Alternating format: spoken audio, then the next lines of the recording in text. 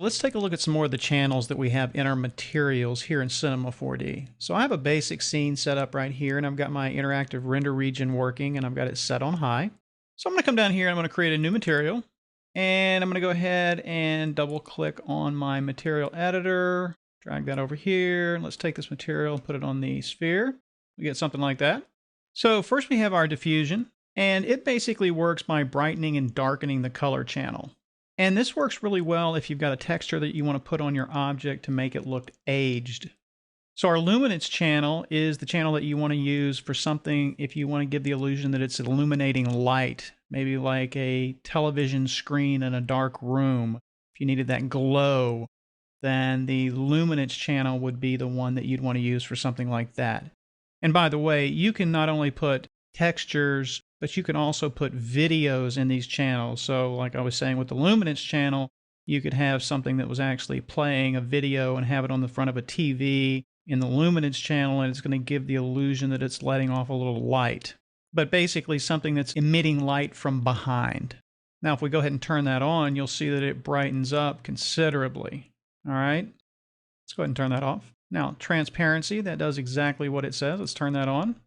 And you can see that we're starting to get a transparent sphere here. And we can control that with the brightness. So if we pull that down, we're going to have less transparency. If we go up, we're going to get more. Okay, you can kind of see where that's going.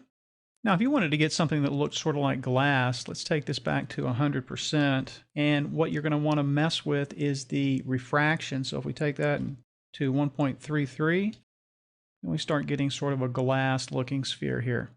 And in a scene like this, that's where you'd want to start using the HDRI that we talked about in an earlier movie to get your specular highlights and reflections and things on the sphere. Okay, so let's go ahead and turn that off. Let's take a look at reflection. We click on reflection. By default, it is pretty much like a mirror, so it's reflecting everything around it. Now we can dial the brightness down again to get something that's a little less reflective, so that it's reflecting just a little bit of the materials around it. And just a FYI, everything has a little bit of reflectivity in your scene typically. So it's always good to put a little reflection or a little reflection with brightness, even if you set it to 2. Okay, let's go ahead and turn that off. Let's take a look at the alpha channel. Now that defines localized texture invisibility. So let's just go up here and load a texture in again for that. Say no.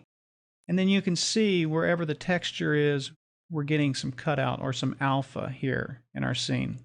Okay, go ahead and turn that off. Specular are the specular highlights that you're getting. So if I turn that off, you can see that this just flattens out. Turn that back on, watch right up here. And there's our specular.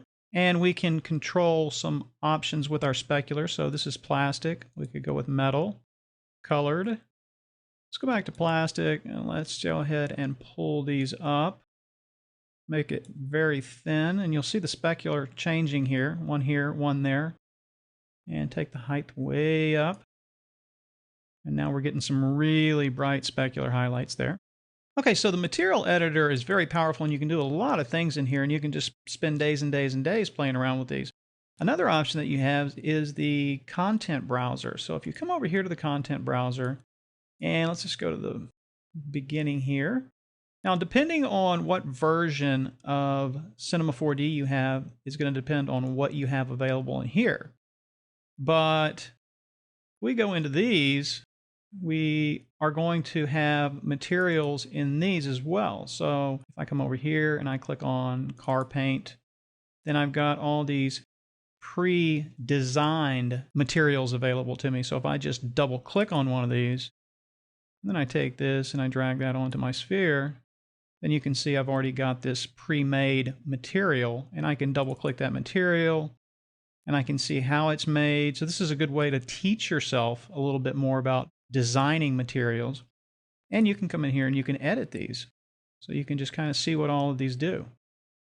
Okay, so the content browser is a great place. It's a great learning environment. All right, so if we go back up here, we go down a little bit more. We've got all of our glasses. We'll go up one.